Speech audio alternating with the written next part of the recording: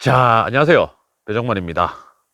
우리가 낚시를 하다 보면 낚시꾼들은 거짓말쟁이라는 이야기를 많이 합니다.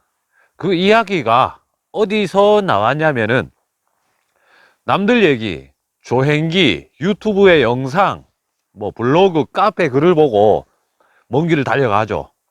언제 어디 거기서 고기가 엄청 쏟아졌다, 이런 조행기를 보면 또 귀가 간질간질해서 우리 여러분들 안 갈 수가 없죠.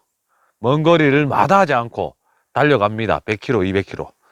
막상 가서 낚시를 해보면 고기가 안 나옵니다. 그래서 낚시꾼은 거짓말쟁이다. 그 사람한테, 야, 나도 거기 갔는데 나는 안 나오던데 니 왜 거짓말 하느냐, 이렇게 생각을 하실 수도 있는 부분이죠. 자, 그럼 결국 낚시꾼은 거짓말쟁이인지, 왜 남들은 다 잘 나온다라고 하는데 내가 가는 날만 물고기가 안 나오는지, 어저께 지난주에 잘 나왔던 포인트에서 물고기가 왜 안 나오는지, 거기에 대해서 한번 이야기를 해보려고 합니다.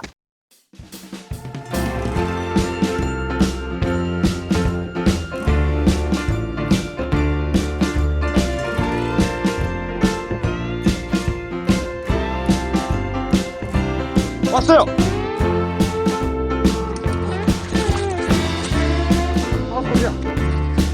아, 좋아. 제가 요즘 수로권, 강계를 좀 탐사를 좀 다니는 편인데, 특히나 수심이 얕은 강계나 수로권에서 그런 경향이 뚜렷하게 나타납니다. 이유를 살펴보자면, 제가 생각을 하는 첫 번째 이유는 수량이 많지 않다라는 겁니다. 수량이 많지 않다. 수량이 많지 않기 때문에 전체적으로 수심이 얕다.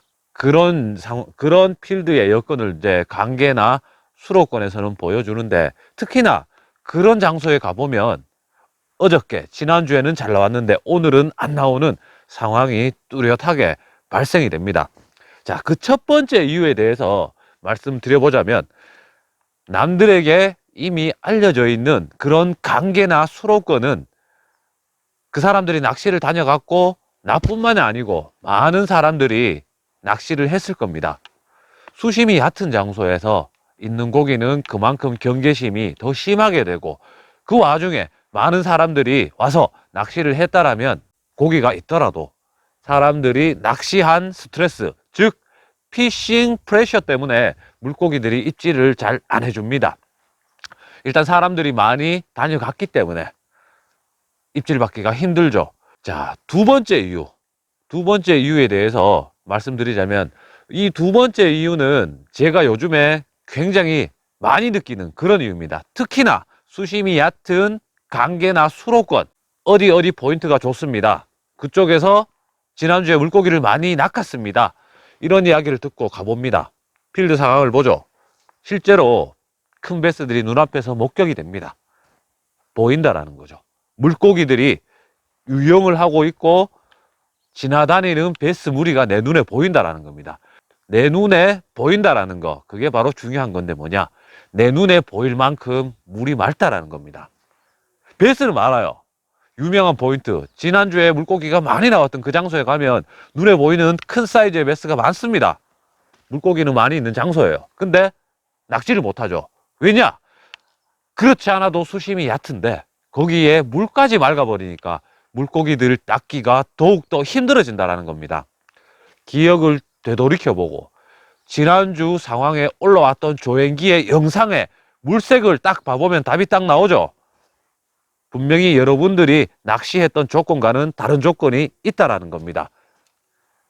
영상에 올라왔을 때는 발압 30cm가 안 보일 만큼 탁한 물색이었는데, 내가 낚시를 가보니까 1m권, 2m권에서 유영을 하는 베스가 정확하게 목격이 된다. 그만큼 물이 맑아졌다. 그 이야기라는 거죠. 자, 특히나 댐권이나 대형급 저수지가 아닌 얕은 강계나 수로권에서 물이 흐렸다가 맑아졌다라면 굉장히 안 좋은 그런 상황을 만들어냅니다. 저 역시도 요즘 이렇게 답사를 하면서 좋은 포인트에 가서 내 눈으로, 육안으로 베스의 어떤 모습이 보이는 장소에서는 낚시를 해봐도 좋은 결과를 얻었던 적이 단 한 번도 없어요. 낚시가 무조건 힘들어진다라는 겁니다. 예를 들어 보면 어떤 강계를 갔었는데 하류권부터 탐색을 하면서 올라왔습니다. 하류권에서 연안을 보니까 산란을 준비하는 큰 베스들이 제 눈에 보였었는데, 눈에 보이는 베스들한테 채비를 넣어봐야 도망만 가죠. 절대로 입질을 안 합니다. 그 상황에서 상류권으로 올라가다 보니까 그 위쪽에서 공사를 해서 물색이 굉장히 흐린 물이 들어오는 그런 장소가 있었습니다. 거기서 조건은 하류권보다 더 안 좋았지만 그 장소에서 진동을 이용한 스피너 베이트 루어를 사용을 해서 재미를 봤던 그런 기억이 있습니다. 결과가 딱 나오죠. 하류권 더 좋은 포인트에서 많은 베스가 내 눈에 보였지만 그 베스는 나는 한 마리도 단 한 번의 입질도 못 받았지만 상류권에 올라와서 공사를 했던, 인위적인 공사를 해서 물색이 흐려졌지만 그 장소에서는 베스가 나왔다는 겁니다. 즉 그 장소는 좋은 포인트는 맞지만 결코 물이 흐릴 때 좋은 포인트였다라는 그런 이야기죠. 그래서 두 번째로 물고기가 안 나오는 그런 이유는 물색의 변화라는 겁니다. 그리고 세 번째. 자, 세 번째로 낚시를 해보면 지난주에는 나왔는데 이번 주에는 안 나오고, 어제는 나왔는데 오늘은 안 나오고, 그런 상황이 벌어집니다. 언제 가장 많이 벌어지느냐? 바로 지금 시즌, 산란기 시즌에 이런 상황이 벌어진다라는 겁니다. 아니, 산란기든 뭐든 베스는 먹이 활동을 하는 물고기가 아닙니까? 라고 생각을 하실 수도 있는데, 뭐 물론 산란기여도 산란을 준비하는 애들은 먹이 활동을 하고 산란을 들어가 있는 애들은 안 하고, 뭐 산란을 하는 애들도 있고 안 하는 애들도 있고, 물론 아예 못 잡는 건 아니겠지만 행동 범위가 틀려진다라는 겁니다. 제가 뭐 차후에 이런 영상을 또 준비를 할 예정이지만, 지금 여러분들 초봄 시즌에 미노우로 물고기를 낚을 수 있는 거, 그만큼 효과적이다라는 건 아직까지 베스가 산란 무드, 산란 직전에 봄이 되고 수온이 올라왔고 이제 좀 먹어봐야 되겠다, 적극적으로 움직이는 애들을 낳기 때문에 그런 수평적인 루어가 유효하지만, 이제 산란 무드로 접어 들어가면 베스의 행동 반경도 그만큼 좁아진다라는 겁니다. 지난주 조행기를 보니까 어느 강을 갔는데 와, 다른 루어는 안 먹고 스피너 베이트와 미노우만 반응을 하는 그런 상황이었습니다. 여러분들은 그 조행기의 내용을 듣고 스피너 베이트와 미노우만 준비를 해서 갑니다. 갔는데 하루 사이에 아니면 며칠 사이에 수온이 변하고 물이 뒤집히면서 베스가 이제 산란을 해야 되겠다 라고 연안에 나와서 루어에는 관심을 가지지 않고 어슬렁어슬렁 거리기만 합니다. 눈에 보이는 베스는 수십 마리, 수백 마리를 봤지만 내 손에 쥔 베스는 단 한 마리도 없어진다라는 거죠. 그게 바로 뭐냐? 베스의 산란이 다가오는 시즌. 그런 시즌에는 조항의 편차가 하루하루가 다릅니다. 우리가 일반적으로 아는 5월은 베스 낚시의 꽃이다. 자, 반은 맞고 반은 틀리다라고 생각합니다. 저는 산란을 준비하는 개체 혹은 산란이 끝난 개체는 굉장히 활발한 움직임을 보이고 적극적으로 먹이 활동을 하지만, 이제 막 산란을 준비해서 들어가려고 하는 개체는 웬만하면 낚기가 정말 힘든 베스가 산란 직전에 있는 그런 베스입니다. 그래서 우리 여러분들이 낚시를 갔을 때 어제는 잘 나왔는데 지난주에는 잘 나왔는데 왜 오늘은 안 나올까? 그런 생각을 하시고 낚시꾼은 전부 거짓말쟁이다 이렇게 생각하기 이전에 내가 낚시를 갔을 때와 상황, 그리고 다른 사람들이 얘기했을 때 잘 나왔을 때의 상황을 분명히 캐치를 해야 된다는 겁니다.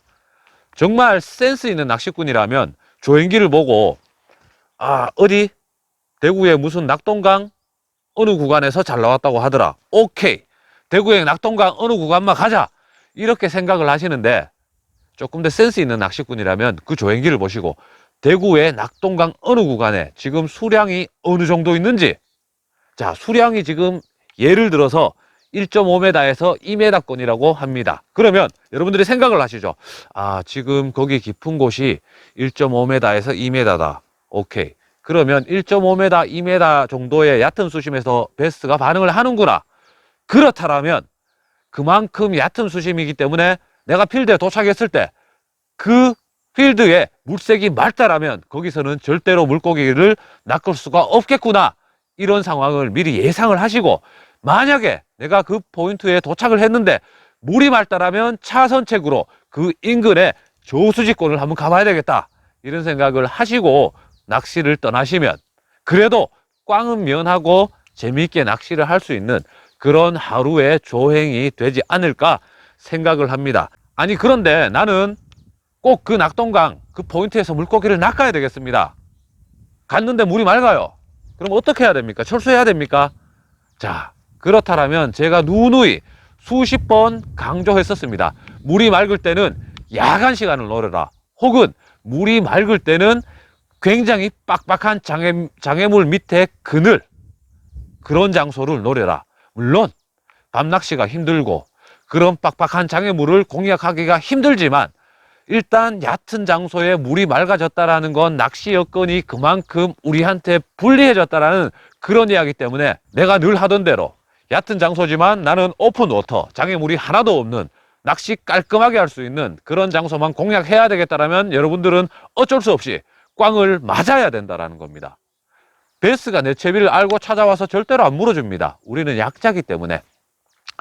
그래서 낚시를 가실 때 낚시꾼은 원래 거짓말쟁이고 원래 뻥쟁이니까 가서 꽝 맞는 게 당연하다라고 생각하지 마시고, 그때 좋았던 상황을 먼저 생각을 해보시고 그 영상, 그 블로그에 있는 사진을 보고 아, 물색이 저 정도 흐리니까 얕은 곳에 나왔구나, 그 정도의 내용을 유출을 하시고 접목을 시키시면 여러분들은 어떤 필드에 가더라도 최상의 포인트를 직접 찾아가서 낚시를 할 수 있는 센스 있는 낚시꾼이 될 수 있을 거라고 생각합니다. 제가 지금 말씀을 드리는 내용은 빙산의 일각입니다. 아주 일반적인 부분, 아주 일반적인 부분이지만 이런 데이터는 여러분들이 직접 여러분들이 계신 곳의 필드에서 낚시를 하시면서 얻을 수 있고, 또 제 영상이라든지 유튜브라든지 네이버 뭐 카페라든지 이런 조행기를 보시면서 아, 그냥 남들이 오짜 잡았으니까 부럽네, 왜 나는 못 잡을까, 이런 생각만 하지 마시고 그곳 필드의 상황, 여건, 그리고 어떤 루어를 사용을 했는지 그런 거에 대해서도 조금 관심 있게 지켜봐 주시면 이 다음에 차후에는 어떤 그런 정보를 조금 더 효율적으로 받아들일 수 있는 그런 능력이 생길 거라고 생각을 합니다. 지금 전국적으로 코로나 때문에 낚시 여건이, 낚시하기도 사실 굉장히 눈치가 보이는데 이제 곧 산란기가 다가옵니다. 그래서 앞으로 제 영상의 어떤 내용도 컨셉조차도 산란기 시즌에 맞춰서 제작을 할 예정입니다. 곧 있으면 다가올 산란기 여러분들 준비 잘 하시고 건강관리 잘 하셨으면 좋겠습니다. 다음에 더 좋은 내용, 알찬 내용으로 찾아뵙도록 하겠습니다. 고맙습니다.